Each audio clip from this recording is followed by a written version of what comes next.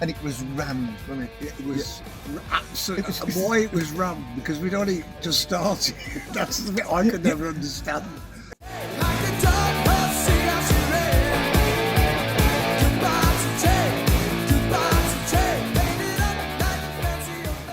We got two guys from the fabulous Redbeards from Texas.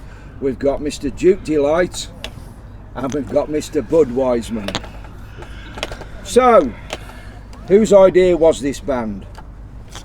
Well, it wasn't really an idea as a band, it was more of a development. It was a development. It was a development. Yeah. We, keep it really short and abridged, we were, myself and Ian, who was he? Morton Pinkley. Morton Pinkley. Me and Morton were together, and the Eliminator album had just come out, ZZ Top, and I'd got a copy of it on cassette because you couldn't take the album anywhere. And I was playing it to him in a shop that we used to run, and we were all in a different band. Well, the three of us were in a band called. What were we called? Flying Doctors. We were the Flying Doctors. Flying Doctors. The Flying Doctors, yeah. Wasn't Don involved? Didn't Don? Well, that was come Don. One of the guys. There was a guy who helped us with the band. He was a drummer actually. Who was Place is full of them. yeah, you can't move for him. Yeah. He came in and he used to help us out with gigs, and he was sort of a manager for us. And we're listening to this on a dodgy piano key cassette player in the shop. And he comes in and he goes, "That's fantastic." Nobody heard this. It was really new. He said, "Who's that?" And me and Ian had got a fairly similar sense of humour, and we could work together on things. And I can't remember, one of us said, I think it was Ian actually, said, "Well, it's us." He goes, You did this? Yeah. Well, who wrote the numbers? Oh, we did. And he was just ecstatic. He's going, "That's unbelievable." He said, "I can get you an album deal for this." And we're going, "Well, we're just knocking out, just fooling about, really." And eventually, it came to a head when he'd gone up into the office and he's got the phone and he's ringing RCA Records. Who's doing this? This Don. Don. Because he still thinks it's us, right? And we had to go. We had to say, "Look, Don, we just winded you up. It's the Eliminator album. It's ZZ Top, and it's already out." And I'll leave the rude words out, but he said, "I should have guessed, because you couldn't possibly have done anything that good." Oh, that was right. Yeah, that was the start. So we went out and we went, well, we could have a go. Yeah. So and it came up at the same time with the band, the band that we were in. We did shows at the Selly Park Tavern, which was a happening gig at the time, and Pershore Road. And we used to have a late night show every few months. And we needed a support band and hadn't got one. So we thought, well, we'll put this band together. There's two of us and two other people. One of them being him. Three of us, because we were the same band. We'll put something together. We'll do 4 or 5 numbers. Just learn them. Just off the Eliminator. Oh, they were all off the Eliminator album. What did we do? No, one was Soul in Chains. Oh, which is yeah. That was the first single. Yeah. So which is not ours anyhow. That's Alex Harvey, isn't it? It is, I think. Yeah, great number though, wasn't it? Yeah. So there's a video of that online somewhere. There's a few bits online, yeah. Not enough. Wasn't it? Yeah, we shot it dirty. Yeah. We did. So we put the band together. We did the support slot. Everybody loved it. They thought we were, because we did it with fake beards. I made the beards. You made the beards. Out of wool. I remember making beards out of wool. And we bought grey boiler suits. That's right. With dust on it. Oh, that was later on. That was a development. That was. That was a development. So we did the gig. Everybody loved it, and there was a guy there from another band who we know. We called Bazooka Joe. Mikey's name was. Yeah. And he said he was one of the few people who recognised us. So he came up afterwards and he said, "I know it's you. We're a fair cop." He says, "Do you want to come and support us at JB's?" And we go, "Oh, I don't know. Whatever." You remember I don't remember that. Yeah, this was the first gig was Selly Park Tavern. This first proper gig. Yeah. But we still only had, I think we learnt 2 more numbers, so we had 5 numbers. So we did that, right, still for a laugh. Come off stage, and the guy who used to run that, bless him, Sam, Colin, came and said, "Do you want your own night?" And we're like, Well, Oh, go on then. So then we had to How go away much? and learn some more. That would have been you. So we learned a full set. Hello, I'm confused now. Look, I don't know where to look. We learned a full set, and we did the gig, and it was rammed, wasn't it? it was absolutely. And why it was run? Because we'd only just started. That's the bit I could never understand. It's just that the people there, they They're really great. took it. They So really we- went for it. Yeah. So we did the gig, and that from then on, I can't really remember because we started drinking. I've lost the will after that. We're going to need Ed to come back and give us another question. Yeah. Yeah. So the first gig was the Selly Park Tavern. It was. It was. So this was as a support Is that band, my phone? or was that No, your no. own? Was that your own sort of show? No, Selly Park was just 3 numbers with supporting the band that we were actually in doing gigs. Right. And then we developed and moved on to do another support at So Joe Louis. Then we got our So own. you supported the Flying Doctors. Flying Doctors at the Sally Park Tavern. Tavern, and then we supported Bazooka Joe Yeah. at JB's. JB's. Thanks. Yeah. I'm glad I'm running out of steam now. Yeah, after a coffee. And then it all. I can't actually.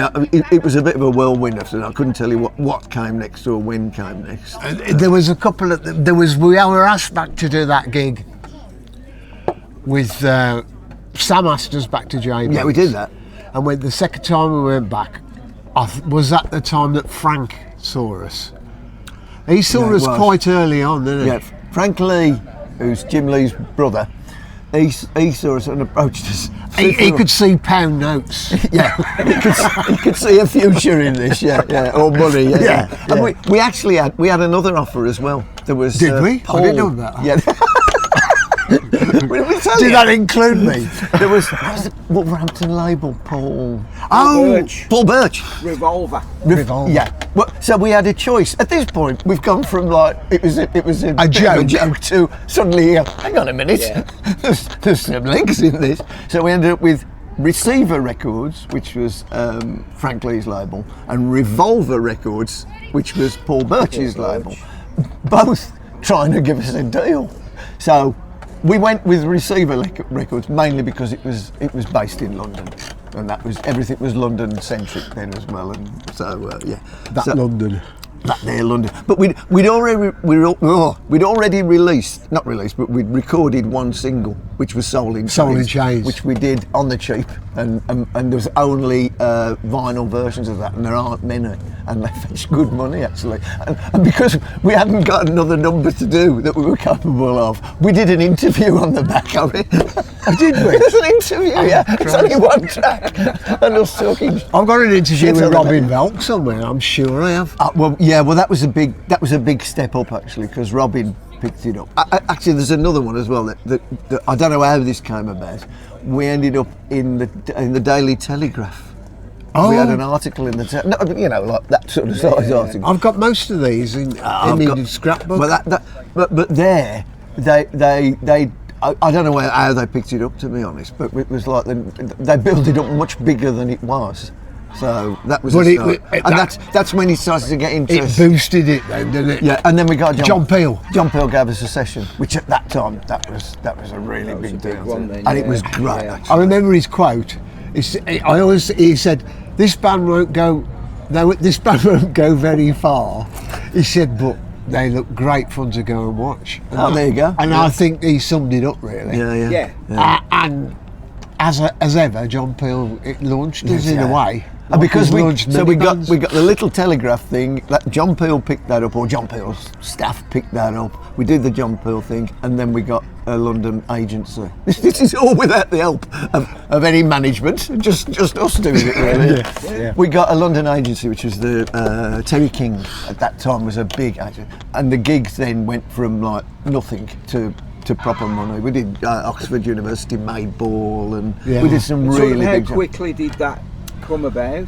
Very It was quickly. rapid, yeah. Yeah. Within 6 months. So rapid, it's hard to remember what happened first and what happened Yeah, after. yeah. But we were doing we had hot gossip as support. Do you remember?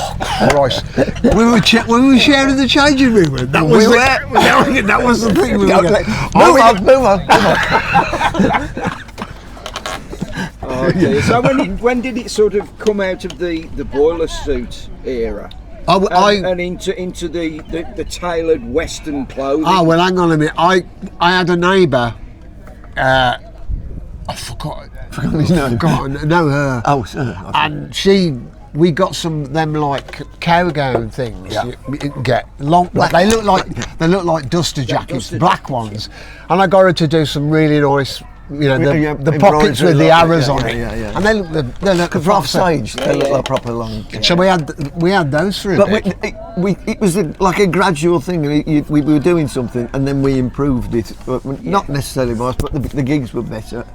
And then we started to invest more in it. We had a load of gear made by Laney, didn't we? Which they provided for us. Yeah. Which there was a cunning trick to that as well. We had.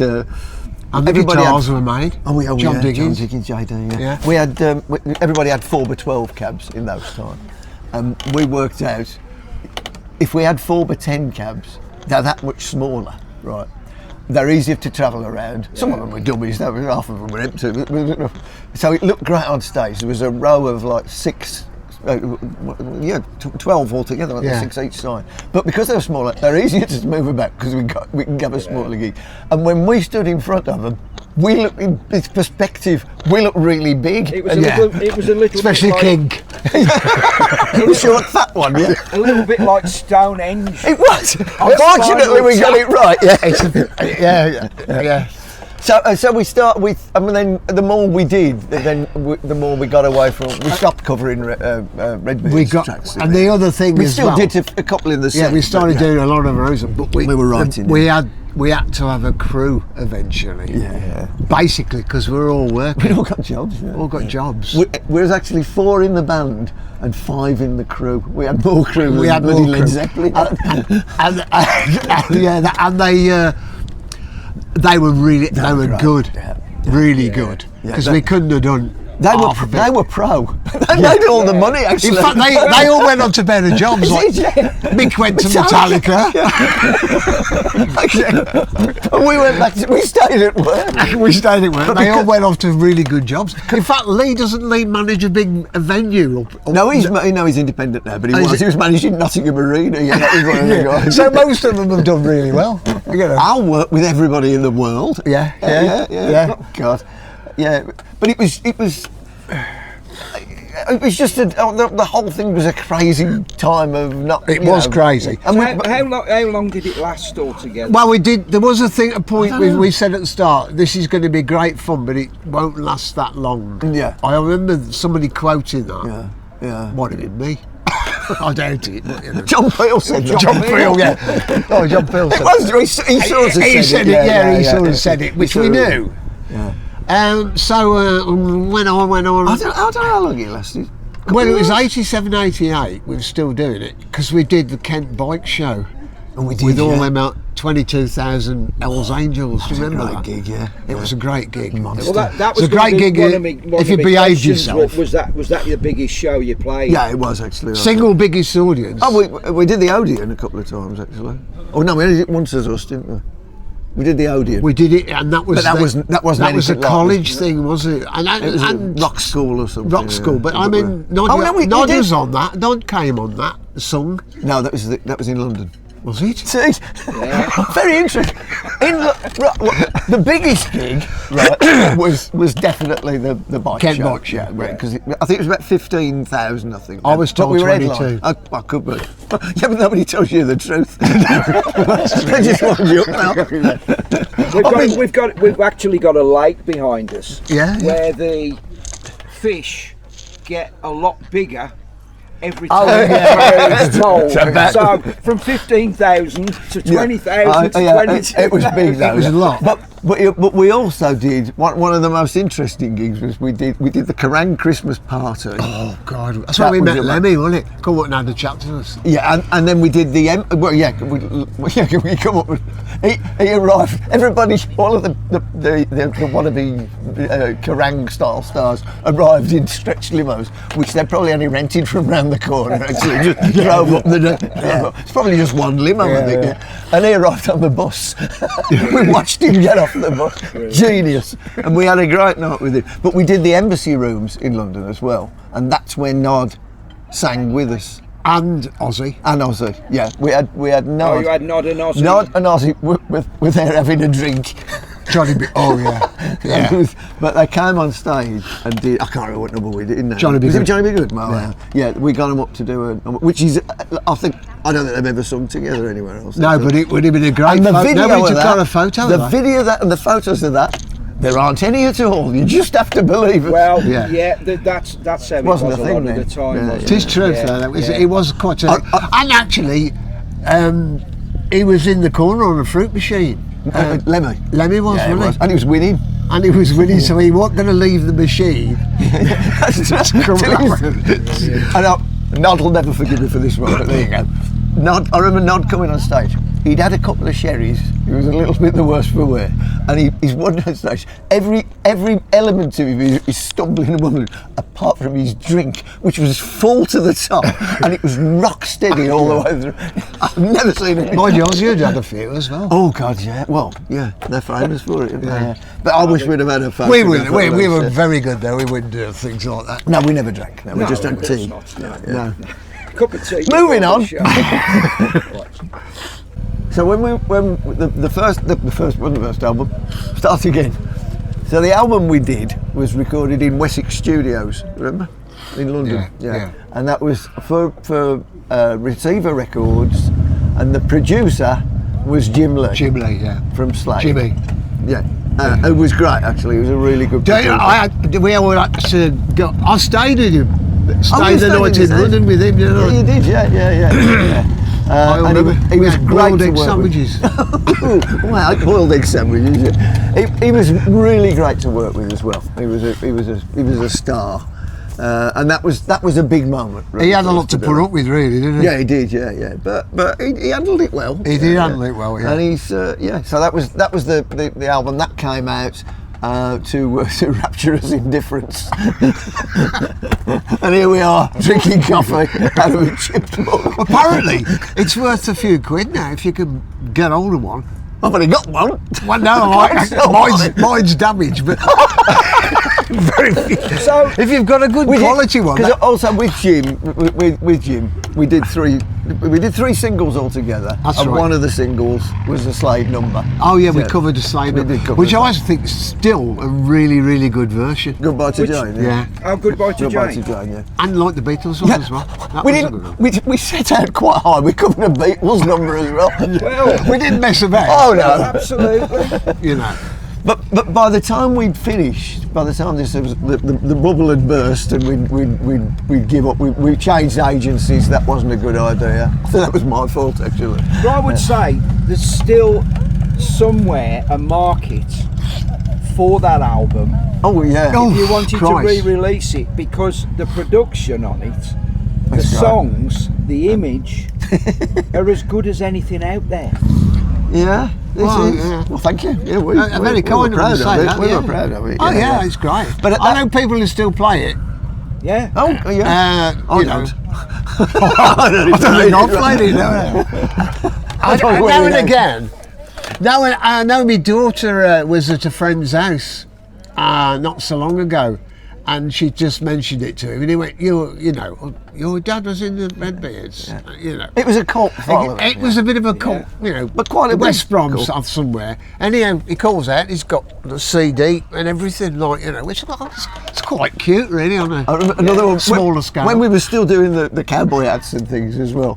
I remember somebody else called him to see us or to gig, and he brought a little badge, like a plaster sort of badge, but it was quite professionally yeah. done with the pin on the back, and it was a little member of one of them, and it didn't look like anybody in particular. Well, that's good. Did you make that? He said, no, they sell them on Dudley Market. I'll get you one if you want. Well, that sort of cements your place. Dudley Market, mate. Country folklore. You can. There is a ZZ Top book which I've seen. You got to scout. What's the word? Scout? Scoot through. Scoot through, yeah. Quite a lot. And there's a little passage in there about us in the back of the book. Oh, bloody hell, as a tribute. But we we've more ripped them off than tributed. well, no, I think influenced by them. We were having a laugh. Well, we're in the world of influencers. Influencers, yeah. These days, That's easy for you to say. I think we're in the world of influenza, we call as well. Yeah. But By the time we exploited the 2 years of it, we were having a great time. The crew was starting to get other jobs as well, so that was getting to be a bit hectic. And the tribute thing had sort of started then. There were other bands. Yeah. I don't know whether, not with that being beginning, probably some of them saw us and thought, oh, also we'll do another band or whatever. Absolutely. Possibly. But at that point, that was when we lost, not lost interest, but we decided that was the time to quit Rea-Loaded because we were never going to be a tribute band. We didn't want to be a tribute band. We didn't. We were a band. No. In fact, we got rid of all the beards and all that. Quite a way in, didn't we? Yeah. And then start putting our own identity on it. Yeah. But still with the fun aspect. Yeah. We still have. There are quite a lot of self-penned numbers on there, which you don't get tribute bands doing self-penned numbers. Right. So you know. But sort of, kind of to wrap it up though, there would be 2 bands that you've played in, Craig, that would they would fill a room now. Oh God, they'd fill a One Slade. One would fill a stadium, mate, but not us. Yeah. And how about supporting with the Redbeards? Oh, yeah. That would be great. That would be one hell of a bill. Yeah, it'd be quite good actually. Slade getting together is never going to happen. No.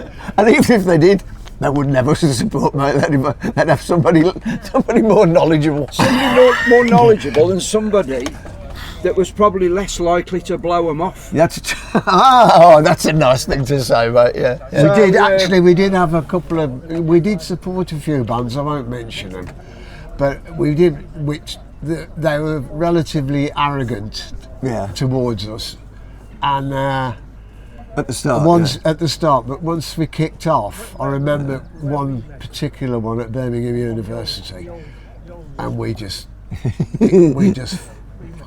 we won a few stage actually, because we had got people like Big Mick doing the sound or Mick Hughes who went into the Metallica or Kevin.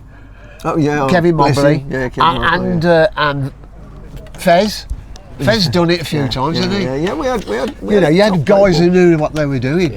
And we had incredible sound. That's the best thing actually. Apart from the music and the dressing up, we always had a good sound. And I think basically when you've got somebody like Big Mick Hughes, who apart from being a Metallica sound man for about the last 40 years, 30 or 40 years. Well, they could have anybody in the world they want. But he also did Led Zeppelin Celebration Day at the O2. Yeah, he's done major. So and I think he was the Redbeards sound man. So you can't get much better than that. It was one of them. It was one of them, but he was here. I think one of the things that was a success for the band as well is we weren't actually playing our first instruments. None of us were. You'd been a conga player. I started off playing guitar and then switched to bass really early on and didn't play guitar again. Ian was a drummer. Ian was a drummer who played guitar, and Kink was a bass player at the time, but he wasn't.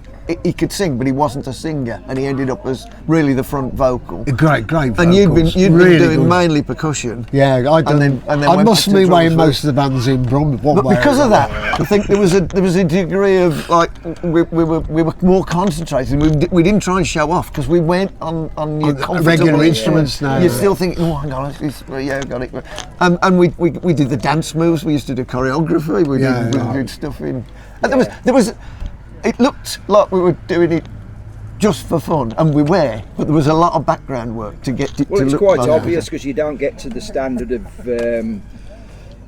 standard of a show that you were putting on towards the end. Yeah. Without Without that the work work, behind yeah, it, yeah, you know. yeah. So JB's, we have a lot to thank JB's. Yeah. Well, we've To got be a lot honest. of people to thank, and a lot of Yeah. just coincidences and Yeah. you know, At things. the time, it was just slotted in. John Peel and Robin Valk. Robin Valk was Right, right yeah. behind They us. were all- He gave us radio. They were all fabulous champions of the local scene, weren't Yeah, they? And obviously John Peel is a national thing. But it isn't something that that happens now because the thing has changed so No, much now no. with international. I mean, and- I just asked you about, tongue in cheek about Slade getting back together and the Redbeards Yeah. getting back together. We know it's not going to happen. No, it isn't. But